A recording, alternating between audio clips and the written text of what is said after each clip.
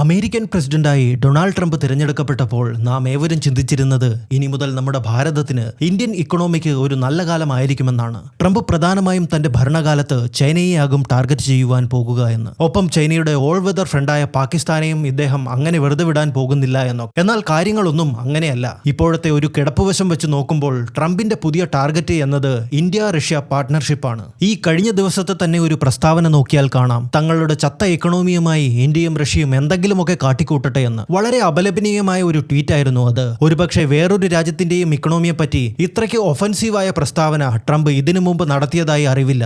മാത്രമല്ല, ഇപ്പോൾ Donald Trump 2 ആണവ അന്തർവാഹിനികളെ കൂടി റഷ്യയെ ലക്ഷ്യമാക്കി അയച്ചിട്ടുണ്ട്. റഷ്യയുടെ വളരെ അടുത്ത് അവ ഇപ്പോൾ ഡിപ്ലോയ് ആയിരിക്കുകയാണ്. ഇത് റഷ്യയെ പ്രഷറൈസ് ചെയ്യിക്കുവാനുള്ള ഡൊണാൾഡ് ട്രംപിന്റെ ഒരു രീതിയാണ് എന്ന് വേണമെങ്കിൽ പറയാം. ഇതിനു മുമ്പ് ഇന്ത്യക്കൊപ്പവും റഷ്യയുടെ കയ്യിൽ നിന്നും ഓയിൽ പർച്ചേസ് ചെയ്യാതിരിക്കുവാൻ വേണ്ടി ട്രംപ് ഇത്തരത്തിലൊരു സമ്മർദ്ദം ചെലുത്തിയിരുന്നു. എന്നാൽ അത് അത്ര ഫലം കണ്ടില്ല എന്ന് മാത്രമല്ല, ഇപ്പോൾ US മീഡിയയായ ന്യൂയോർക്ക് ടൈംസ് തന്നെ റിപ്പോർട്ട് ചെയ്യുകയാണ്, അതെ, ഇന്ത്യ ഇപ്പോഴും റഷ്യയുടെ കയ്യിൽ നിന്നും ഓയിൽ പർച്ചേസ് ചെയ്യുന്നുണ്ട് എന്ന്. ഇതോടെ റഷ്യയിൽ നിന്നും എണ്ണ വാങ്ങുന്നത് ഇന്ത്യ നിർത്തിവെച്ചിരിക്കുകയാണ് എന്ന് ട്രംപ് പറഞ്ഞതും അടുത്തിടെ പ്രചരിച്ച വ്യാജ വാർത്തകളുമെല്ലാം പൂർണ്ണമായും അടിസ്ഥാനരഹിതമാണ് എന്ന് തെളിഞ്ഞിരിക്കുകയാണ്. ഇന്ത്യക്ക് മേൽ പ്രഷർ ചെലുത്തി കാര്യം സാധിക്കാമെന്ന ട്രംപിന്റെ പദ്ധതി ഇതോടെ ഫലം കണ്ടില്ല. എന്നാൽ ഈ ഒരു പർട്ടിക്കുലർ സമയത്ത് ന്യൂക്ലിയർ സബ്മറൈനുകളെ അയച്ചുകൊണ്ട് റഷ്യയ്ക്ക് മേൽ സമ്മർദ്ദം ചെലുത്തി അറ്റ്ലീസ്റ്റ് ഒരു സീസ് ഫയർ എങ്കിലും ചെയ്യിച്ച് യുക്രൈനിൽ റഷ്യൻ ഓപ്പറേഷൻസിനെ നിർത്തിവെക്കാമെന്ന് ട്രംപ് വിശ്വസിക്കുന്നു. ഇവിടെ ഇപ്പോൾ ഉയർന്നു വന്നേക്കാവുന്ന ഒരു ചോദ്യം, ട്രംപ് പൊടുന്നതിന് എന്തുകൊണ്ട് ഇപ്പോൾ ന്യൂക്ലിയർ സബ്മറൈനുകളെ പറ്റി സംസാരിക്കുന്നു എന്നതാണ്. പെട്ടെന്ന് എന്താണ് ഇവിടെ സംഭവിച്ചിരിക്കുന്നത്? ഇതിലും വലിയ ഭീഷണികളുമായി വരെ പൊരുത്തപ്പെട്ട് കഴിഞ്ഞിരിക്കുന്ന റഷ്യൻസ് അമേരിക്കയുടെ ഈ പുതിയ ഭീഷണിക്ക് മുമ്പിൽ ഭയന്നു പോകുമോ എന്നതാണ്. എന്നാൽ അതിലേക്ക് പോകുന്നതിന് മുമ്പായി ഇപ്പോൾ റഷ്യയെ ലക്ഷ്യമാക്കി ന്യൂക്ലിയർ സബ്മറൈനുകളെ അയക്കുവാൻ മാത്രം ട്രംപിനെ ചൊടിപ്പിച്ച ആ കാര്യം എന്താണെന്ന് നോക്കാം. അതാണ് ഡെഡ് ഹാൻഡ് അല്ലെങ്കിൽ ചത്തകൈ.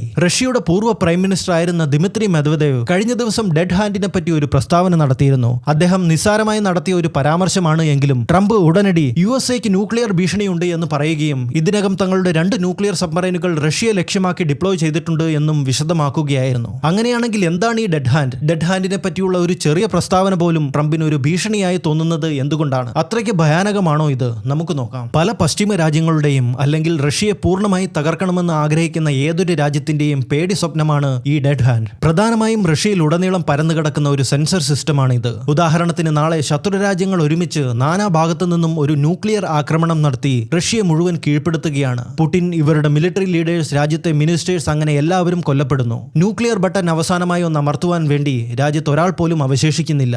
അങ്ങനെ ഒരു സാഹചര്യത്തിൽ ഈ സെൻസറുകൾ ആക്റ്റീവ് ആകും. അതായത് രാജ്യത്തിനു മേൽ വലിയൊരു ആക്രമണം നടന്നിരിക്കുന്നു. പ്രധാന നഗരങ്ങൾ പലതും ബാക്കിയില്ല, എല്ലാം ചാമ്പലായിരിക്കുന്നു, ഒന്നും അവശേഷിക്കുന്നില്ല.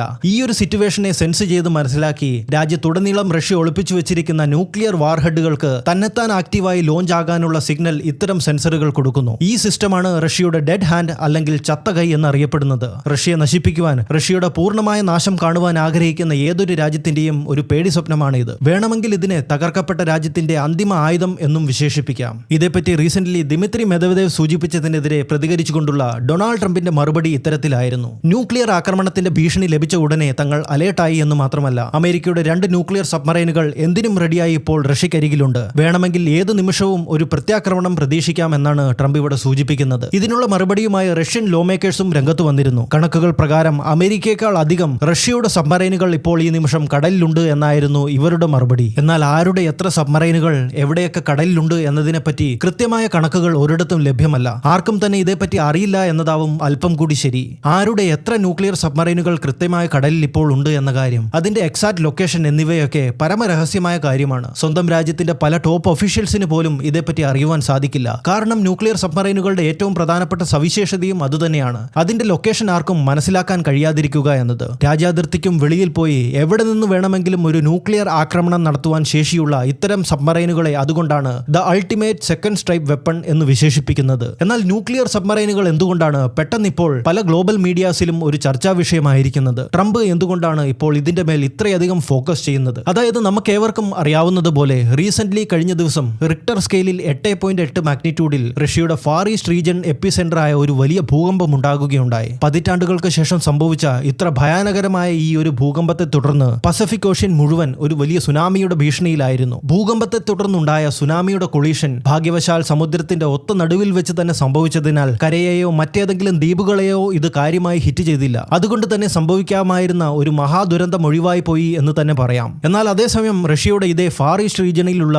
ഒരു ന്യൂക്ലിയർ ന്യൂക്ലിയർ സബ്മറൈൻ ബേസിനെ ഈ സുനാമി ഹിറ്റ് ചെയ്യുകയും വളരെയധികം നാശനഷ്ടങ്ങൾ ഉണ്ടാക്കുകയും ചെയ്തു എന്നൊരു റിപ്പോർട്ട് പുറത്തു വന്നിരുന്നു. ഇതുമൂലം റഷ്യയുടെ പല ന്യൂക്ലിയർ സബ്മറൈനുകൾക്കും കാര്യമായ നാശനഷ്ടങ്ങൾ തന്നെ സംഭവിച്ചിട്ടുണ്ട്. പല സാറ്റലൈറ്റ് ഇമേജുകളിൽ നിന്നും ഇത് വ്യക്തമാണ്. ഇക്കാര്യം മനസ്സിലാക്കിയ ഡൊണാൾഡ് ട്രംപ് ശത്രു അല്പം വൾണറബിൾ ആയിരിക്കുന്ന ഈ സിറ്റുവേഷനിൽ അതിന്റെ അഡ്വാൻറ്റേജ് എടുക്കുവാൻ ഇവിടെ ശ്രമിക്കുകയാണ്. ഇപ്പോൾ USA-ക്കൊപ്പം ഒപ്പത്തിനൊപ്പം പിടിച്ചു നിൽക്കുവാൻ വേണ്ടിയ ന്യൂക്ലിയർ സബ്മറൈനുകൾ റഷ്യയുടെ പക്കലില്ല. സുനാമി മൂലം തകർന്ന സബ്മറൈനുകളെ തിരിച്ചു പ്രവർത്തനക്ഷമമാക്കുന്നതിന് സമയം വേണ്ടിവരും. ഈ അവസരത്തെ മനസ്സിലാക്കി റഷ്യയ്ക്ക് മേൽ ഒരു പ്രഷർ ബിൽഡ് ചെയ്യുവാൻ വേണ്ടി തങ്ങളുടെ 2 ഒഹായിയോ ക്ലാസ് ന്യൂക്ലിയർ സബ്മറൈനുകൾ റഷ്യയുടെ അടുത്തേക്ക് ഡിപ്ലോയ് ചെയ്തുകൊണ്ട് ട്രംപ് ഇവിടെ നടത്തിയിരിക്കുന്നത് വളരെ നല്ലൊരു ഇന്റിമിഡേഷൻ ടാക്ടിക്കാണ്. മറ്റു രാജ്യങ്ങൾ പലപ്പോഴും ഇത്തരത്തിൽ എന്തെങ്കിലുമൊക്കെ കാരണങ്ങൾ കൊണ്ട് അതൊരു പക്ഷേ ഒരു നാച്ചുറൽ ഡിസാസ്റ്റർ ആയിരിക്കാം, അല്ലെങ്കിൽ ഒരു ഇന്റേണൽ കോൺഫ്ലിക്റ്റ് ആയിരിക്കാം. ഇത്തരത്തിൽ എന്തെങ്കിലുമൊക്കെ കാരണങ്ങൾ കൊണ്ട് അല്പം പതറി നിൽക്കുന്ന സാഹചര്യത്തിൽ അതിന്റെ അഡ്വാൻറ്റേജ് എടുക്കുവാൻ പല രാജ്യങ്ങളും പലപ്പോഴും ശ്രമിക്കുക എന്നത് ജിയോപൊളിറ്റിക്സിൽ ഇന്നത്തെ കാലത്ത് സർവ്വസാധാരണമായ ഒരു കാര്യമാണ്. എന്നാൽ നമുക്കിവിടെ കാത്തിരുന്ന് കാണേണ്ട കാര്യം എന്തെന്നാൽ ഇപ്പോൾ നിസ്സാരം 2 ന്യൂക്ലിയർ സബ്മറൈനുകൾ ഡിപ്ലോയ് ചെയ്തു എന്നതുകൊണ്ട്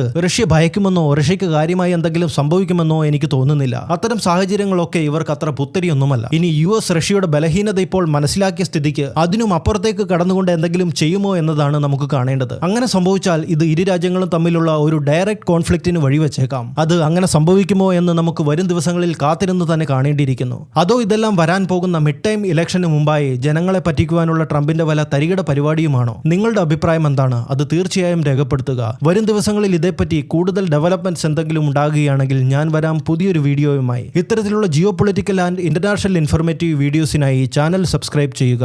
ഇനിയും കാണും വരേക്കും ഏവർക്കും ജയ് ഹിന്ദ്.